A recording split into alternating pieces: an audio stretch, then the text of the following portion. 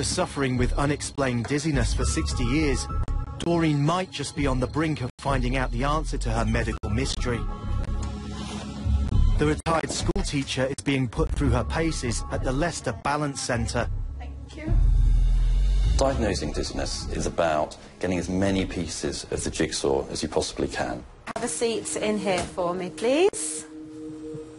After a basic hearing test, which she passed with flying colours, Doreen is given a VNG to find out how her inner ear is functioning. Focus on each and every bar as it goes past the very middle. The infrared goggles record how her eyes deal with movement. Her video nystagmography tests were really good. We didn't find any evidence of brain problems and no major active ear problems. All the way down, down, down, down, down. To check both inner ears are functioning properly, Doreen's having caloric testing. Okay, so looking straight to the ceiling for me, and it's warm air in that right ear. Hot and cold air is fired into her ear, which responds with eye movements. And if she finds it really unpleasant, paradoxically, that's good, because it means the inner ear is working very well. You feeling okay? That was not too bad at all. Her caloric test, she found fine. Good, well done. And that suggests that the function of her inner ear balance organ is probably quite weak. Doreen's final but most crucial test is computerised dynamic posturography. Okay, I'll ask you to come and stand just on the platform for me, facing inwards. Doreen is harnessed into a booth and asked to maintain her balance. Good. Okay, eyes open. You okay? Yeah. So, eyes closed. Yeah. The walls and floor move, and her reactions are monitored to see how she corrects her balance. That's as big as they go.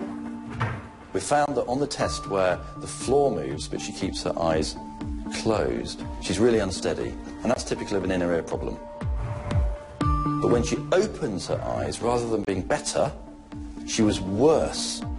Excellent, well done. That's clinched the diagnosis for Doreen, so that's really exciting for her. That last test, it replicated a lot of the sensations that I normally experience. I'm quite glad that it's over. It wasn't very comfortable. Welcome. Hello. Good to see you again. Thank you very much.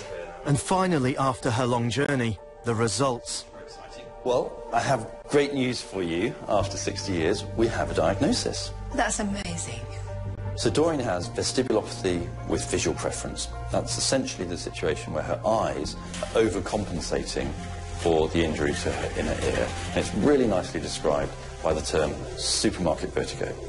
So what happened all those years ago, 60 years ago, almost certainly is you had a virus attacking the inner ear between your ear and your brain. And the nerve swelled up, got damaged, and reduced the function in your inner ear. And normally what we hope will happen is the brain will learn that the function's different in both your ears and adapt to that.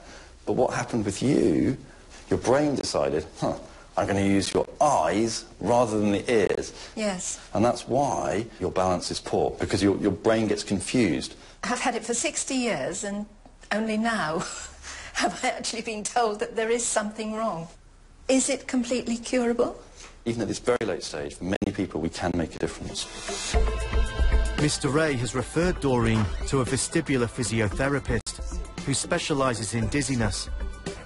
Over the course of the next year, through a combination of exercises, he will retrain her brain so that her dizzy spells will hopefully become a thing of the past.